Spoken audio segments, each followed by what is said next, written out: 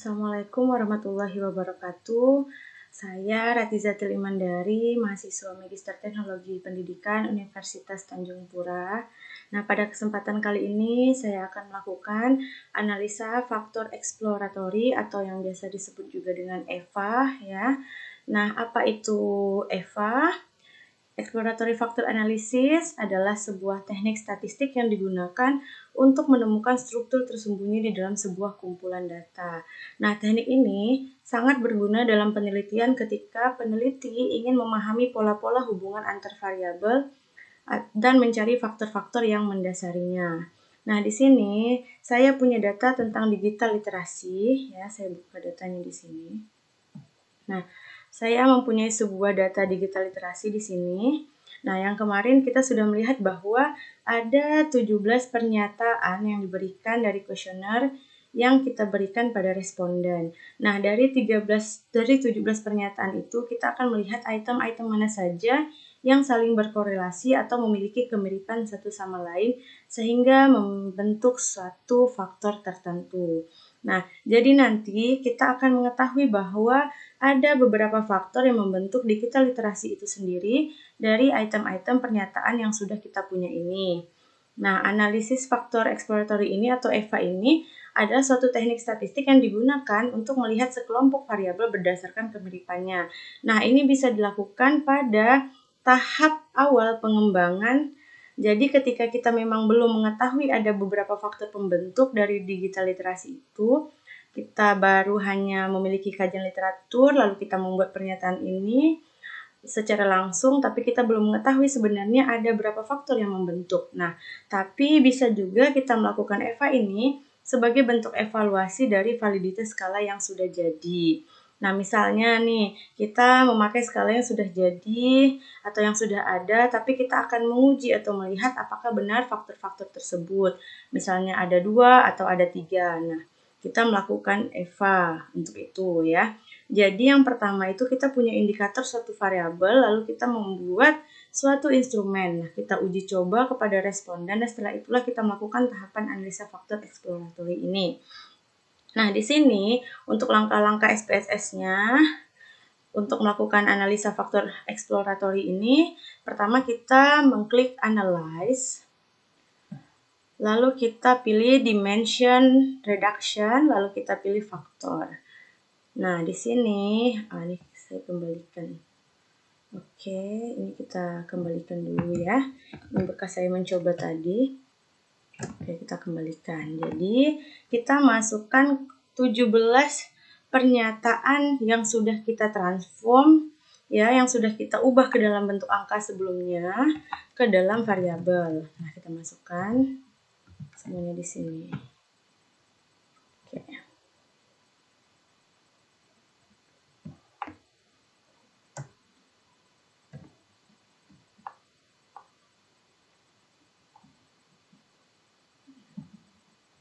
Kita masukkan datanya.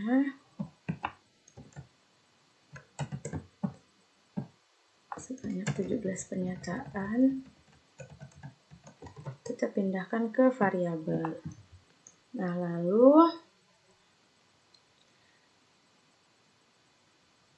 lalu kita pilih yang deskriptif. Nah, di deskriptif ini kita checklist bagian KMO and Bartlett Test of Sphericity ya. Nah, lalu kita klik continue. Selanjutnya di bagian extraction. Nah, di bagian extraction ini kita checklist kita pilih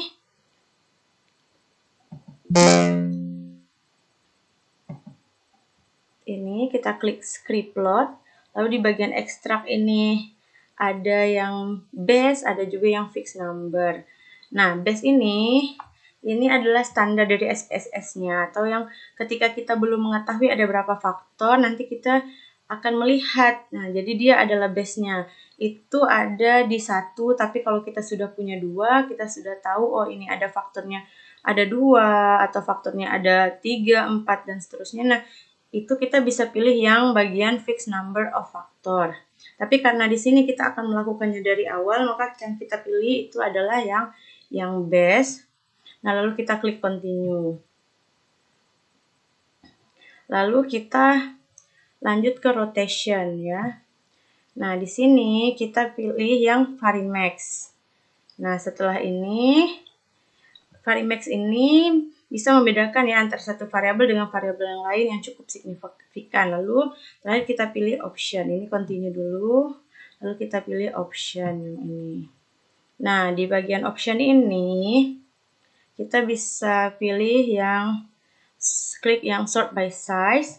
Lalu jadi nanti kita akan mengurutkan loaded factor dari nilai tinggi ke rendah. Lalu juga kita centang bagian suppress small coefficient. Lalu di sini kita ganti ubah angkanya menjadi, kita isi dengan angkanya 0,3 ya. Lalu kita pilih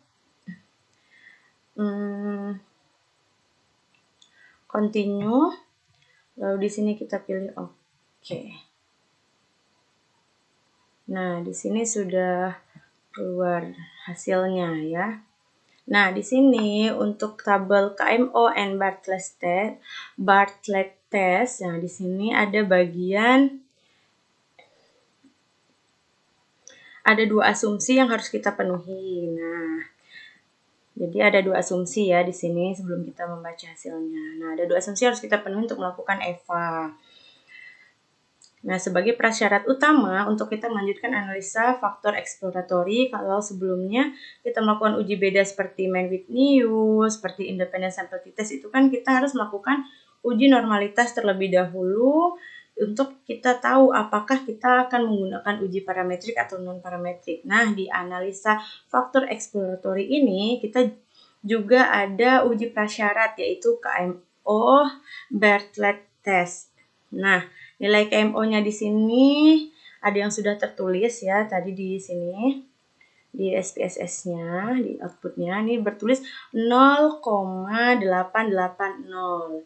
Nah, KMO itu sendiri adalah menunjukkan apakah sampel kita itu cukup untuk mendeteksi adanya kemiripan antar variabel. Jadi kalau misalnya sampel kita itu dirasa kurang, jadi tidak bisa merepresentasikan kemiripan antar variabel, maka kita tidak bisa melakukan analisa faktor eksploratory ini. Nah, di sini kita punya nilai KMO-nya 0,880.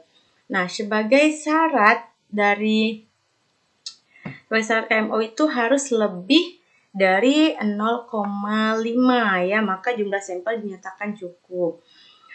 Nah, karena di sini kita punya 0,880 yang artinya lebih dari 0,5, maka sampel kita dinyatakan cukup. Oleh karena itu, asumsi yang pertama atau prasyarat yang pertama sudah kita penuhi.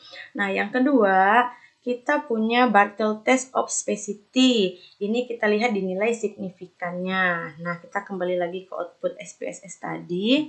Nah, di sini nilai signifikannya menunjukkan angka 0,00 ya. Nah, kita kembali lagi ke sini. Nah, jadi Bartlett test ini adalah nilai korelasi antar variabel.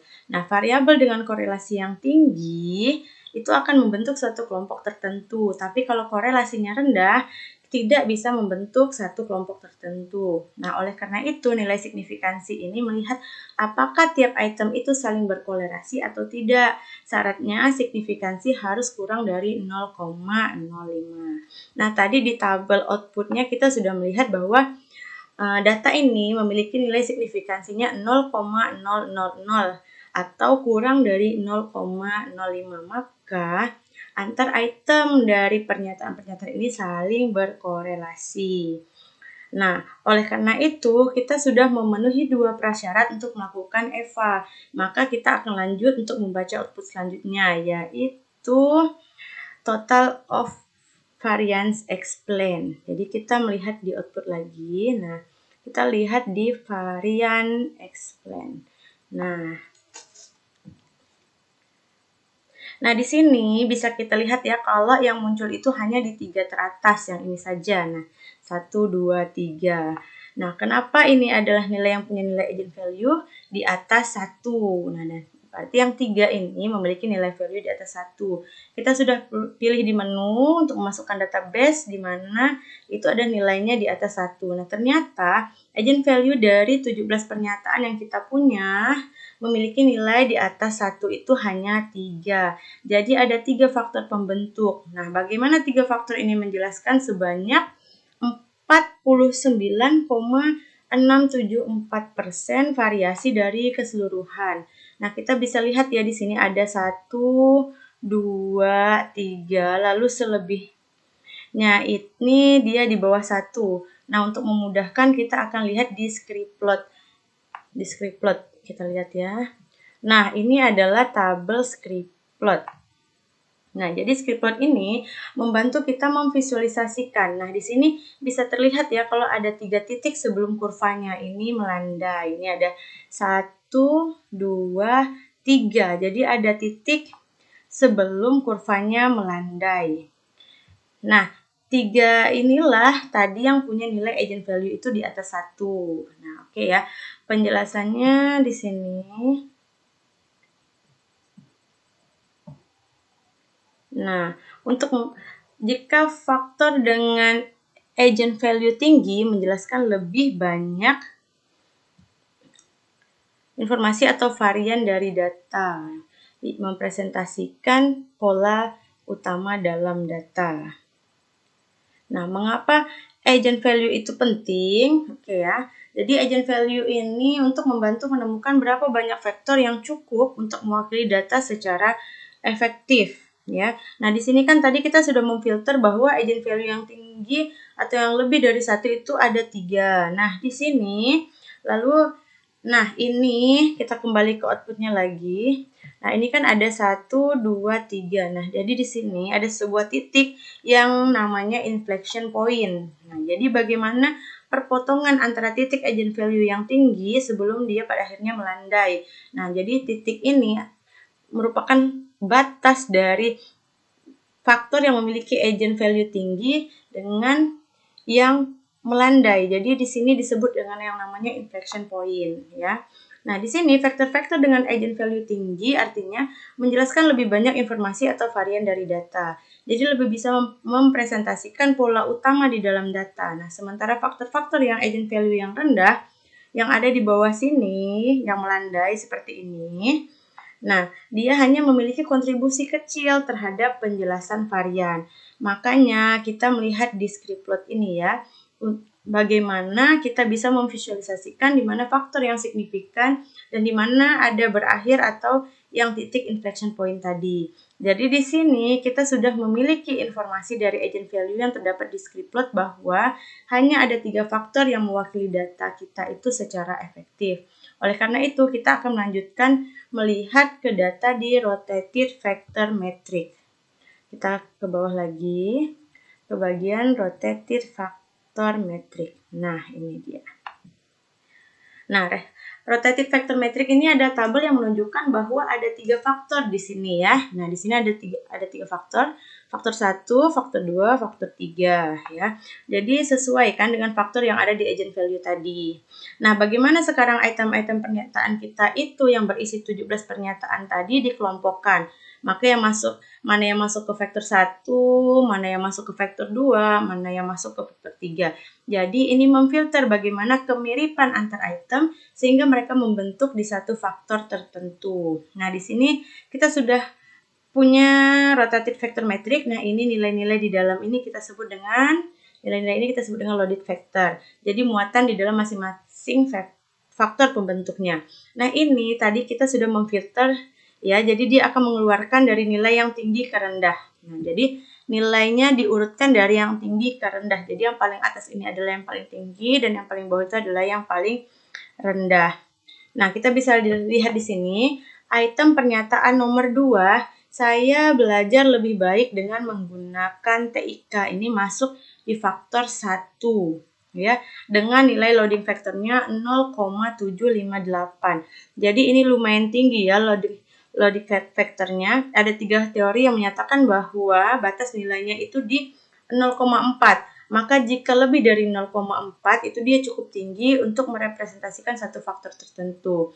Nah, Ini 0,758. Berarti ini sangat tinggi ya, jauh di atas 0,4. Nah, oke, kita kembali ke sini ya. Bagian. Nah, di sini di loaded vector atau komponen metrik ini kita bisa melihat penjelasan bahwa interpretasi dari faktor-faktor kita jadi loaded ini artinya dia membantu kita menyusun ulang hubungan antar variabel sehingga setiap variabel itu lebih jelas tergabung dalam faktor yang mana. Nah, apakah faktor 1, faktor 2, atau faktor 3. Maka tadi kan kita milih di Varimax. Nah, jadi Varimax itu memaksimalkan bagaimana loading factor. Nah, loading factor ini artinya apa sih? Nah, loading factor itu menggambarkan seberapa besar suatu variabel itu berhubungan atau berkolerasi dengan masing-masing faktor. Jadi, karena di sini kita punya 3 faktor, nah loading factor ini nilainya ini adalah menggambarkan seberapa besar kalau faktor itu berhubungan atau berkorelasi dengan masing-masing faktornya. Misalnya seperti item nomor 2 di sini. Nah, itu. Nah, dia memiliki loaded factor yang tinggi, yaitu di 0,758. Maka variabel ini sangat terkait dengan faktor nomor 1. Jadi kaitannya itu tinggi atau sangat kuat. Nah, di item yang nomor 1 juga kita bisa lihat dia punya nilai loaded factor. Nah, nomor 1 ini dia punya nilai loaded factor itu 0,750. Jadi ini juga menunjukkan loaded factor yang tinggi, artinya dia juga kuat. Nah, item ini memiliki hubungan yang sangat terkait dengan faktor 1. Sementara kita bisa lihat kalau misalnya di sini ya di pernyataan yang kelima ini. Nah, kita lihat ya, yang kelima ini. Nah, dia terbagi ke 3 faktor. Jadi dia masuk juga di faktor yang 1, faktor 2, dan juga faktor 3. Tetapi kita bisa lihat kalau di faktor 2 dan 3, dia memiliki nilai loaded factornya itu rendah, hanya di 0,3. Nah, di 0,3. Nah, jadi ini bisa kita katakan kalau item nomor 5 ini dia lebih masuk ke faktor yang nomor 1, meskipun dia juga bisa merepresentasikan di faktor 2 dan 3 meskipun dengan nilai atau hubungan yang rendah. Nah, seperti itu ya. Lalu kita lihat lagi ke bawah. Nah, di item nomor 6. Kita lihat ya, di item nomor 6 ini. Nah, dia hanya punya 2 tetapi juga sama-sama rendah ya. Hanya di 0,3. Jadi tidak ada yang mencapai 0,4 nilai loaded factornya. Oleh karena itu bisa dikatakan item nomor 6 ini tidak secara spesifik mewakili faktor yang mana. Atau misalkan dia terhubung dengan faktor 1, 2, atau 3. Nah, jadi bisa jadi item nomor 6 ini perlu untuk kita pertimbangkan ya. Nah, di sini seperti item 13 dia lebih besar di kedua faktor. Nah, misalnya di item 13 dia sama besar di kedua faktor. Dia lebih besar di faktor kedua. Nah, seperti itu ya. Nah, ini supaya lebih jelas kita akan kembali ke angkat dari literasi digital. Nah, di sini kita punya ya.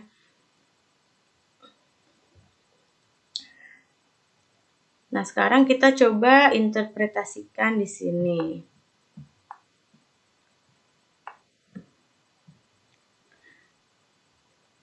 Nah, di sini kita punya gambaran kalau di item nomor 2, 1, 4, 3, 5, 7, nah dia berkumpul di faktor nomor 1. Nah, sekarang kita akan lihat apakah sama begitu ya. Oke, kita akan buka di sini. Nah, tadi saya akan menuliskan nih item 2, 1, 4, 3, 5, dan 7 itu tergabung dengan faktor nomor 1 atau merepresentasikan faktor 1. Nah, kita kan lihat di sini bahwa kita lihat di pernyataannya ya. Nah, di pernyataannya itu, nah, memang dia merepresentasikan sikap ya gitu. Jadi dia memang berkumpul di bagian faktor sikap dalam mempelajari TIK. Nah, kita coba baca pernyataannya. Saya belajar lebih baik. Nah, saya suka menggunakan teknologi. Saya lebih termotivasi. Jadi memang kalimat-kalimat di dalam item-item ini semuanya itu menunjukkan ke arah sikap ya, seperti itu ya Bapak Ibu. Jadi bagaimana sikap kita terhadap teknologi. Nah, apakah saya bisa belajar dengan baik, atau saya suka belajar atau membuat saya mandiri. Nah, itu ada faktor-faktor sikap seperti itu. Jadi memang ternyata item-item yang dengan kalimat-kalimat serupa itu memang membentuk satu faktor yang sama. Nah, di sini sebenarnya ada juga item nomor 6, harusnya masuk ya. Tapi tadi kan item nomor 6 ini, nah, ini punya nilai loading factor itu yang rendah. Jadi bisa dikatakan item nomor 6 ini terlalu ambigu. Nah, dia sebenarnya benar-benar merepresentasikan digital literasi ataukah tidak. Nah, item seperti inilah yang harus kita jadikan bahan pertimbangan untuk kita revisi. Nah, misalnya mungkin kata-katanya, yaitu bagaimana kata-kata itu lebih fokus gitu dengan digital literasi, atau ya bisa juga kita hapuskan. Nah, sekarang kita akan melihat item-item yang masuk ke faktor kedua. Nah, di sini ada item nomor 8, 11, 13, 15, 10, 9, 12, dan juga 14. Nah, itu punya nilai loading factor yang tinggi di faktor kedua. Nah, sekarang kita akan cross-check. Nah, di faktor nomor 2 ini, ya, di sini faktor-faktor ini menjelaskan tentang dimensi digital literasi. Jadi, faktor-faktor ini menunjukkan kemampuan dari digital literasi seseorang. Misalnya kan, saya tahu bagaimana memecahkan masalah. Saya bisa belajar teknologi. Ini adalah item-item yang menunjukkan kemampuan kita menghadapi teknologi. Ya, seperti itu.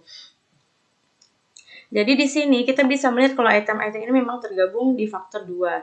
Jadi merepresentasikan faktor dimensi literasi digital, khususnya di subfaktor dimensi literasi digital selain teknis dan kognitif. Nah, jadi mereka di sini tergabung yang memang menjadi faktor tertentu, yaitu dimensi literasi, khususnya subfaktor teknis dan kognitif. Nah, yang terakhir faktor ketiga. Nah, faktor ketiga ini banyaknya di sini ya, seperti yang nomor 17, dia tik membuat saya lebih berkorelasi dengan teman-teman. Seperti nah, nomor 17 ini ya. Nah, selanjutnya yang nomor 16, saya sering mendapatkan bantuan dari teman-teman. Nah, bisa dilihat ya, dua item ini menunjukkan bagaimana tik ini membuat hubungan kita dengan orang lain. Nah, kita akan lihat apakah itu sesuai. Nah, di sini kita bisa lihat bahwa ada satu subfaktor yang terakhir, yaitu dimensi digital literasi dalam hal sosial emosional. Nah, kita akan kembali lagi ke sini. Di sini ya.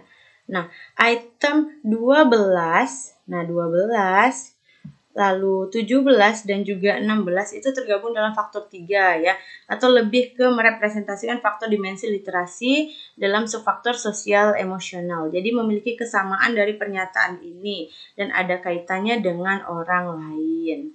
Nah, tadi kan kita bisa baca, nah jadi ternyata SPSS ini, analisa faktor eksploratory ini, bisa merepresentasikan faktor-faktor dari pembentuk digital literasi, dan ternyata setelah kita cross-check dengan informasi dari faktor-faktor yang sudah kita punya, ternyata itu sesuai ya. Nah, bisa dikatakan sesuai dengan hasil analisa faktor ini. Hasil dari loading faktornya paling tadi di item yang nomor 6 saja yang ambigu untuk dikelompokkan. Nah, makanya mungkin itu adalah tindak lanjut untuk merevisi dari skala kita, seperti itu ya, atau kuesioner kita. Jadi sebenarnya tujuan kita melakukan EVA ini, nah di sini kita bisa mengetahui kalau dari 17 item pernyataan kita ini ternyata membentuk 3 faktor pembentuk dari digital literasi, yang masing-masing ternyata dari satu pernyataan ini juga memiliki nilai loading factor yang cukup tinggi untuk masuk ke 3 faktor pembentuk dimensi ini. Dan hanya di item nomor 6 saja tadi yang memiliki definisi yang ambigu ya, dan nilainya juga di bawah 0,4. Nah, jadi mungkin item ini perlu dipertimbangkan untuk dijadikan revisi. Misalnya entah kata-katanya atau apa gitu yang harus direvisi, atau mungkin bisa saja dihapuskan ya. Jadi mungkin ketika kita menerjemahkan itu kurang bisa merepresentasikan ke satu faktor tertentu. Nah, sekian dari saya untuk penjelasan tentang analisis faktor eksploratory atau EFA. Kurang lebihnya saya mohon maaf. Terima kasih atas segala perhatiannya. Wassalamualaikum warahmatullahi wabarakatuh.